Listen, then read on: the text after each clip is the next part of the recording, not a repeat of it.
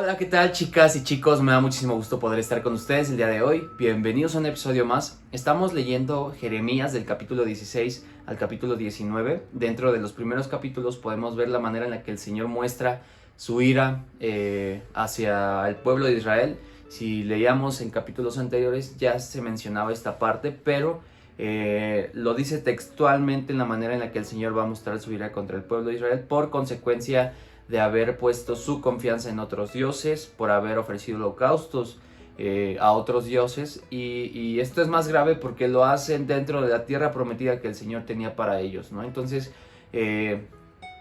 la manera en la que el Señor muestra su ira es, o podemos llegar a entender su ira en esta parte, es si Dios había sido quien los pudo haber, quien los sacó de Egipto, quien tuvo pues quien nos libró de batallas, quien siempre estuvo al cuidado de su pueblo. Imagínense esto, ¿no? El Señor les muestra su amor de esta manera y de repente el pueblo lo menosprecia dando gracias a otros dioses que realmente jamás existieron, ni tenían velo en este entierro, ¿no? Entonces, a lo que voy con esto es de que el Señor se sintió pues traicionado de alguna manera, y en esta parte es algo que nosotros también podemos dimensionar en nuestra vida. A veces nosotros creemos que los logros, que la manera en la que nosotros nos sentimos cómodos dentro de nuestra vida cotidiana a veces son méritos propios, a veces creemos que son méritos propios, o le damos el crédito a otras personas que realmente pues solamente fueron un conducto por el cual el Señor pudo llegar o pudimos nosotros llegar a ese punto de conformidad, de comodidad y de toda esta parte, ¿no? De llevar una vida pues realmente cómoda en ciertos aspectos. Entonces en esta parte lo relacionamos mucho con nuestra vida en particular, y también hace una referencia bastante importante, y es algo que nosotros debemos de tener en cuenta. Y en algún punto yo creo que han escuchado esta metáfora o en la manera en la que el Señor se describe, tanto Él como Dios y nosotros como su pueblo, ¿no?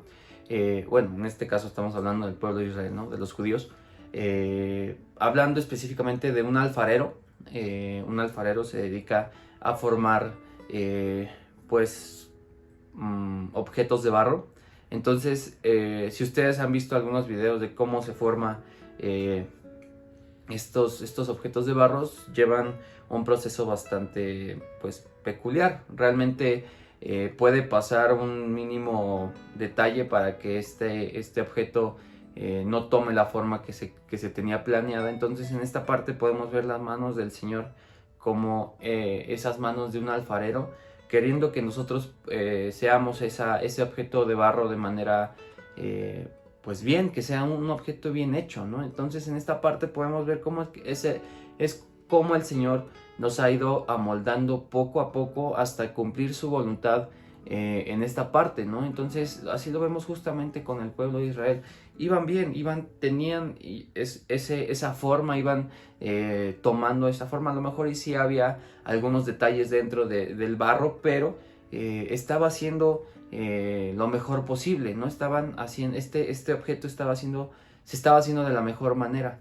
Y llega un punto en donde, no por causa del alfarero, se deforma esta parte, ¿no? Y hay diferentes razones por las cuales nosotros podemos llegar a deformarnos de esta obra que el Señor está haciendo en nuestra vida, no por voluntad del Señor, al contrario, sino por nuestra voluntad de querer pues seguir haciendo lo incorrecto ante los ojos de Dios, ¿no? Entonces en esta parte podemos nosotros entender que sí, a lo mejor estamos pues de alguna manera se podría decir libres de ese juicio, porque no estábamos en ese momento, pero sí podemos entender una cosa: es un juicio que realmente pudo haber pasado en nuestras vidas, porque nosotros en algún punto en el mundo, en lo que vivimos hoy en día, son cosas que no se alejan mucho de esta realidad. Entonces cuando entendemos toda esta parte, volvemos al punto de partida y al punto en donde nosotros iniciamos y comenzamos este amor hacia Dios de manera inmensa. Es el momento en el que nosotros entendemos el sacrificio de Cristo Jesús.